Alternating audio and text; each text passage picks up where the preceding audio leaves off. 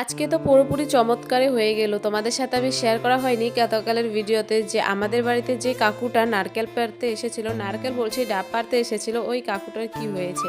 তো আমি তো ভেবেছিলাম আমাদের বাড়ি থেকে চুরি হয়ে যাচ্ছে ডাবগুলো, কিন্তু মা আমাকে এমনভাবে গিয়ে বলেছিল যে আমাদের বাড়ি থেকে ডাবগুলো সব পেড়ে নিয়ে চলে যাচ্ছে, জলদি উঠ। তো তার জন্য আমি আলসি না করে উঠে পড়েছিলাম জলদি করে। তো উঠেই দেখতে পেলাম কি সত্যি আমাদের গাছ থেকে ডাবগুলো সব পেড়ে নিচ্ছে।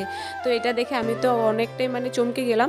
তারপরে মাকে জিজ্ঞাসা করার পর মা আমাকে বলেছিল না না তোর বাবা সবগুলো বেচে দিয়েছে, কারণ আমাদের বাড়িতে অনেকটা কটা ডিস্টার্ব করে, তো তার জন্য। তো দেখতে পাচ্ছ আমি তোমাদের সাথে কথা বলতে বলতে কাকুটা চলে যাচ্ছে এই যে ডাব নিয়ে সবগুলো। তো আজকে ডাবগুলো নিয়ে যাচ্ছে, অনেকটা ভালো লাগছে, কারণ অনেকটা ডাব আমাদের নষ্ট হয় এই কটার জন্য, কারণ এই কটাগুলো পুরো একটা ডাবও রাখে না, সবগুলো ডাবগুলোকে নষ্ট করে দেয়। তো তার জন্য তো আজকে বিক্রি করে দিয়েছে, অনেকটা ভালো লাগছে।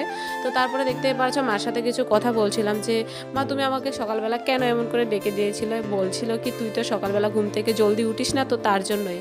তো তারপরে এইসব বলে আমি একটু হাসছিলাম। তো তারপরে তোমাদের সাথে দেখো এখন শেয়ার করছিলাম আমাদের গাছের শাকগুলো, ধনিয়া পাতা আর লাল শাক ছিল। কারা কারা ধনিয়া পাতা নিজের বাড়িতে লাগিয়েছে এবছর আমাকে অবশ্যই কমেন্টে জানাবে। তো তো আমার মা লাগিয়েছিল, তো তোমাদের সাথে আমি একটু শেয়ার করে নিয়েছিলাম।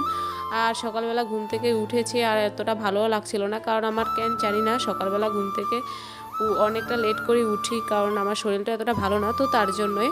তো আজকে মা জলদি করে ঘুম থেকে উঠে দিয়েছে। তো উঠার পরে তো দেখতে পেলে আমাদের ডাবগুলো সব নিয়ে গিয়েছে। এখন তোমাদের সাথে আমি কিছু কথা বলছিলাম।